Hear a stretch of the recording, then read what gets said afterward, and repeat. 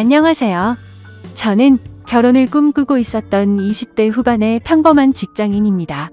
제게는 세상 단 하나밖에 없는 사랑하는 여자친구가 있습니다. 여자친구와는 2년 전 처음으로 알게 되었고 저보다 3살이 더 어립니다. 저는 그녀와 당연히 결혼을 생각했고 함께 살 그날만을 그리며 살아가고 있었습니다. 매일 하루하루가 행복한 날들이었죠. 하지만 제 여자친구에 대한 충격적인 사실을 알게 되고부터 너무나 힘이 듭니다. 사연을 읽어보면 바보 같고 멍청하다고 욕하실 수도 있겠지만 지금의 저는 제가 어떻게 결정을 해야 할지 도저히 답을 내릴 수가 없네요. 사실 이런 이야기를 올려봐야 뾰족한 수도 없을 것 같고 좋은 방법을 찾을까 싶지만 너무 많이 답답하고 힘들어서 많은 분들의 이야기를 간절히 듣고 싶어서 글을 올리게 되었습니다. 여자친구와는 대학교 친한 여자 후배 덕분에 만나게 되었습니다. 어느 날 후배와 술을 마시고 있었고 한참 이야기를 하던 도중에 갑자기 저보고 연애는 하지 않냐고 묻더라고요. 사실 그때 당시에는 취직을 준비하고 있던 시기여서 여자를 만날 생각은 전혀 한 적이 없었습니다. 저는 장난식으로 아무도 소개도 안 시켜주는데 어떻게 여자친구를 만드냐고 했죠. 그랬더니 후배는 자신의 학창시절 동창이 한 명 있긴 한데 너무 수준 차이가 나서 소개를 못 시켜주겠다고 하더라고요.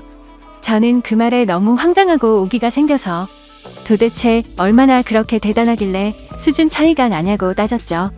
후배는 친구가 학창시절에 얼짱 출신이라고 말하길래 갑자기 너무 호기심이 생기더군요. 그래서 저는 후배에게 사진부터 좀 보여주고 말하라고 했고 사진을 보는 순간 저는 후배에게 소개만 시켜주면 술을 한 달 동안 사주겠다고 했죠. 사진만 봐도 후배가 왜 얼짱 출신이라고 하는지 바로 알 수 있었던 외모였고 솔직히 소개팅을 하기에는 제가 한참 꿀리는 기분이라 부담스럽더라고요. 후배에게는 소개팅으로 만나면 승산이 없을 것 같다며 자연스럽게 만날 수 있게 해달라고 부탁을 했습니다.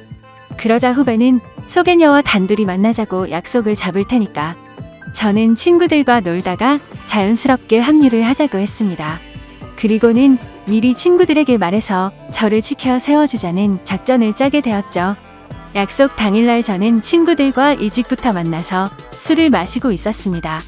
약속 시간이 다가오자 후배는 그 소개녀와 만났고 커피숍에서 얘기를 좀 하다가 자연스럽게 데리고 온다고 문자가 왔습니다. 저는 친구들에게 잘 부탁한다며 자연스럽게 치켜 세워달라고 신신당부를 했죠. 그날따라 너무 긴장이 돼서 시간이 정말 갈 생각을 안 하더군요. 그렇게 한참이 지나고 나서 술집 문이 열렸고 제 후배는 소개녀를 데리고 같이 들어왔습니다. 실제로 처음 보는데 정말 선녀가 들어오는 기분이었죠. 잠깐 사이에 저는 곧바로 첫눈에 반해버렸습니다. 친구들도 저 멀리서 오는 그녀를 보고 대박이라면서 속삭일 정도였으니깐요. 그날 저는 최대한 말도 조심하고 행동도 조심했습니다. 그리고 다 같이 술을 마시면서 점점 분위기는 무르익었고 친구들이 저를 자연스럽게 치켜 올려준 덕분에 그녀도 어느 정도 제게 호감을 가졌는지 조금씩 관심을 보여주더라고요. 솔직히 얼굴만이라도 보고 싶은 마음에 나왔던 자리였고 진짜로 연인으로 발전할 가능성은 극히 낮을 거라고 생각을 했습니다. 그런데 그날 저희는 술에 취하고 분위기에 취해서 결국 어느 정도 관계에 진전이 있었고 따로 몇 차례의 만남을 더 가진 뒤에 제가 고백을 해서 저와 그녀는 연인 사이로 발전하게 되었습니다. 꿈에 그리던 이상형과 말도 안 되는 연인 사이가 되었다는 건 제게는 꿈만 같았죠. 여자친구는 만나면 만날수록 얼굴만 예쁠 뿐만 아니라 성격도 너무 착한 천사 같은 여자였습니다. 저는 능력이 부족해서 좌절감에 빠져서 얼른 취업을 하고 더 많은 걸 해주겠다고 하면 그런 건 전혀 중요하지 않다고 늘 제 마음을 다독여주는 그런 착한 마음씨의 여자친구였습니다. 그렇게 미래를 꿈꾸며 만난 지 어느덧 1년이 지날 때쯤이었습니다. 저는 취직을 해서 직장을 다니는 상태였고 여자친구는 대학교 졸업반이었습니다. 그런데 어느 날부턴가 여자친구가 연락이 잘 되지가 않더라고요.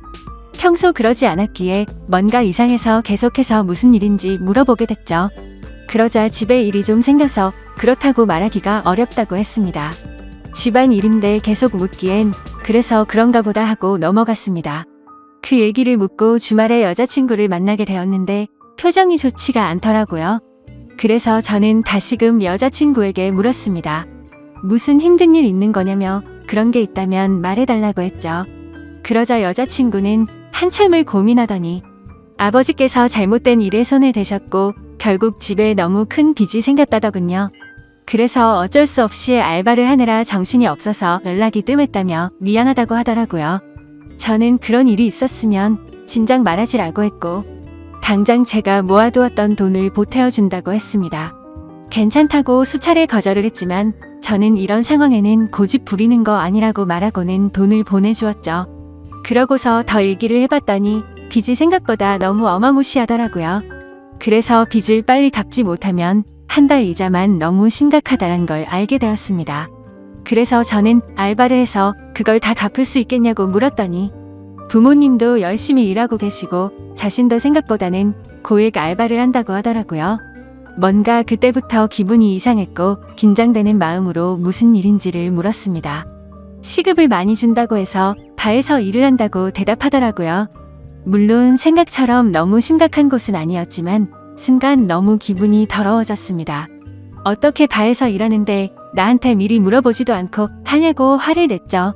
여자친구는 그냥 앉아서 대화만 하는 곳이라며 화낼 거 전혀 없다고 말하더군요. 저는 제가 알바라도 해서 같이 도와줄 테니까 당장 그만두고 다른 알바 자리를 찾으라고 했죠. 여자친구는 그 말에 미안하다며 당장 알바를 그만두다고 하면서 울더라고요. 안 그래도 힘든 여자친구한테 화를 낸 게 미안해지더라고요.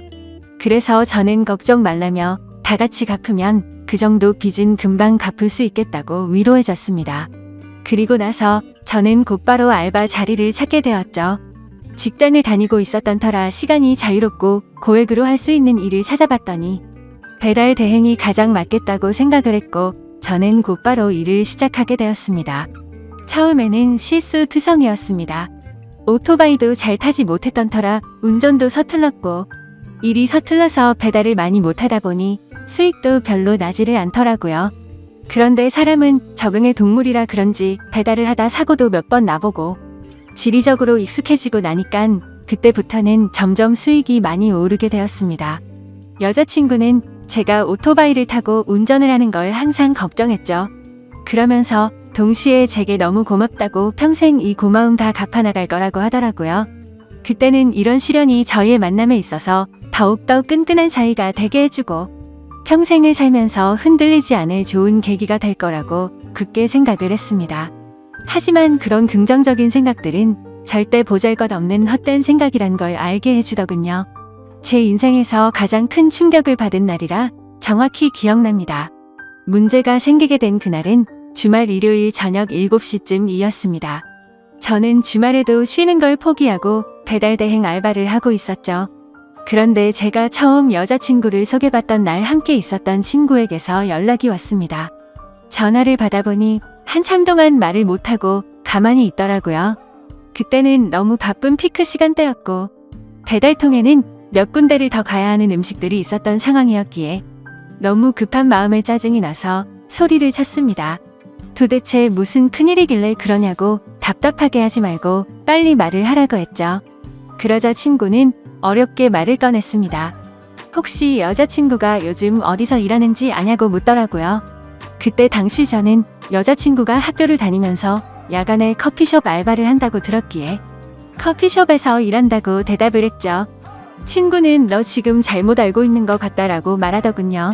평소에 장난질을 하는 친구가 아니었기에 그때부터는 심장이 엄청 두근대기 시작했습니다.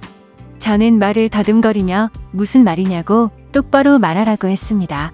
친구는 어제 저녁에 직장 선배들이랑 강남에서 아가씨들이 나오는 술집에 갔는데 복도에서 제 여자친구를 얼핏 본 것 같다고 말을 하더라고요.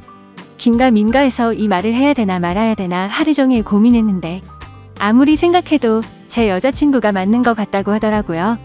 그리고는 여자친구는 자신을 못 본 것 같으니 일단은 무턱대고 화내지 말고 진정하고 사실 파악부터 제대로 해보라고 하더군요. 너무 갑작스러운 소리를 하길래 깜짝 놀랐고 기가 막혀서 말조차 나오지가 않더라고요. 한참을 가만히 있다가 친구에게 일단 알겠다고 하고 통화를 끊었습니다. 그래서 저는 곧바로 배달 대행 사장에게 사고가 났다고 말하고는 일을 중단하고 여자친구 집으로 향했습니다. 손이 덜덜 떨려서 운전도 불가능했고 도저히 일을 할 수 있는 상태가 아니었죠. 여자친구 집 앞에서 최대한 침착하고 밥을 먹자고 나오라고 했습니다. 얼마나 초조하고 떨렸는지 여자친구를 기다리는 동안 담배를 거의 한갑을 폈던 것 같습니다. 한참 뒤에 여자친구와 저는 식당으로 가서 밥을 먹었고 아무렇지도 않은 척 요즘에 커피숍은 바쁘지 않냐고 물었습니다. 그러자 요즘에는 사람은 많지 않은데 가끔 진상들이 있어서 힘들다고 하더라고요. 그 모습을 보니까 도저히 거짓말이라고는 생각을 할 수가 없었고 너무 자연스러웠기에 친구가 잘못 본 건가 보다라고 생각을 했습니다. 그렇게 식사를 마치고 저희는 둘만의 시간을 보내러 갔죠. 그런데 함께 사랑을 나누면서도 그 찜찜한 마음은 절대 지워지지가 않더군요.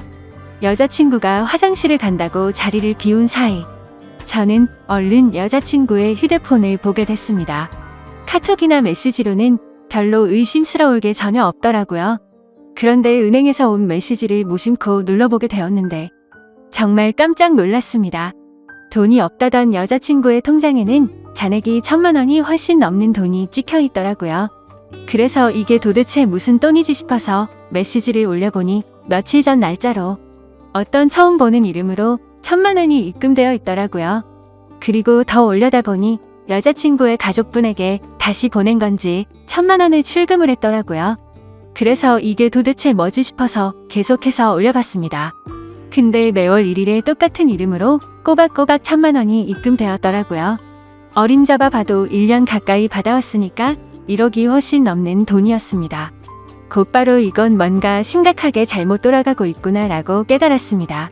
여자친구가 화장실에서 나오자마자 저는 화를 내면서 이 돈 뭐냐며 휴대폰을 들이댔습니다. 그러자 깜짝 놀라며 휴대폰을 뺏어가더라고요.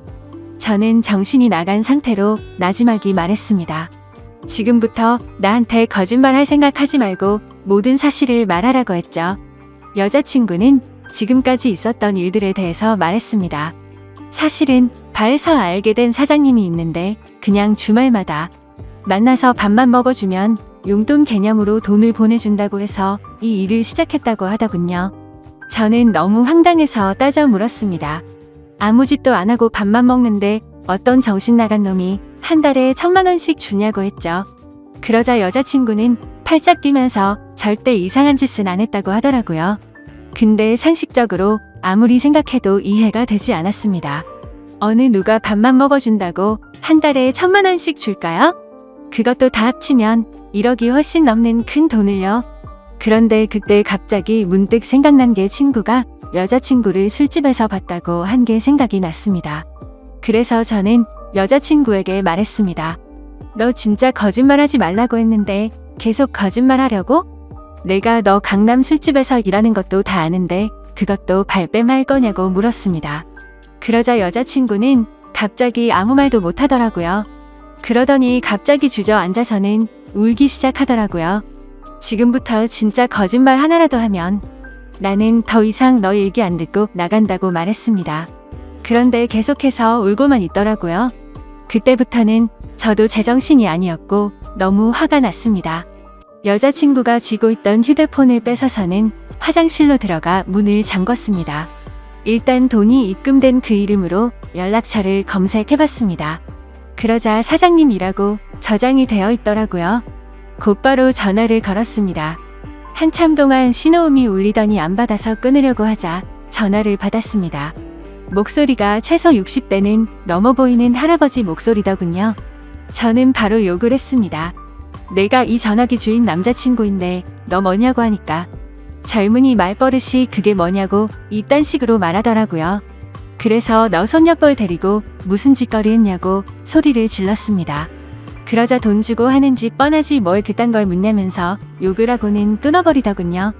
정말 그 말을 듣는 순간 머리가 너무 어지러웠습니다.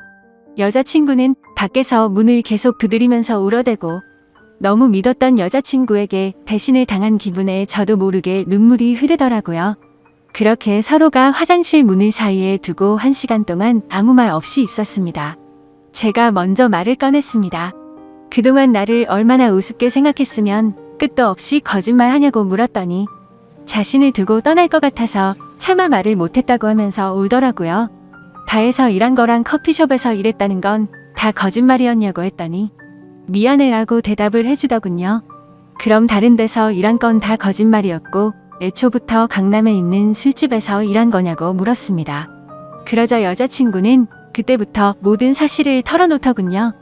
처음에는 바에서의 얘기만 하는 일로 시작한 건 맞았답니다. 그런데 갑자기 그 사장님 지인이 운영하는 다른 술집에서 홀서빙 일이 부족하다고 해서 도와주고 오라고 했답니다. 시급도 평균보다 2배 이상 쳐준다고 해서 바로 알겠다고 하고 갔다네요. 생각보다 너무 페이가 세다 보니까 바쁠 때마다 잠깐 도와주고 오고 하는 게 일도 수월했었고 돈도 되었기에 몇 번씩 일을 하러 갔답니다. 그런데 어느 날부터인가 그 술집 여자 사장님이 자꾸만 자신을 설득했답니다. 그때 왜 그런 선택을 하게 된 건지 자신도 제정신이 아니었던 것 같답니다. 그렇게 본격적으로 그 가게에서 일을 시작하게 되었고 어느 날 재벌 할아버지가 와서는 매달 1,000만 원씩 주는 대가로 만남을 요구했다고 하더군요. 그래서 직접적으로 물었습니다. 이 더러운 인간한테 전화했더니 돈 주고 하는 집 뻔하다고 하던데 네가 아까 밥만 먹었다는 건 거짓말이었냐고 더 이상은 절대 나한테 거짓말 하지 말라고 했습니다. 그러자 울면서 미안하다고 대답하더군요. 도저히 빚이 갚아지지가 않아서 부모님이 너무 힘들어하셨다고. 정말 계속 그렇게 시간만 가다가는 부모님이 자신의 곁에서 사라지실까봐 너무 무서워서 어쩔 수가 없었다네요.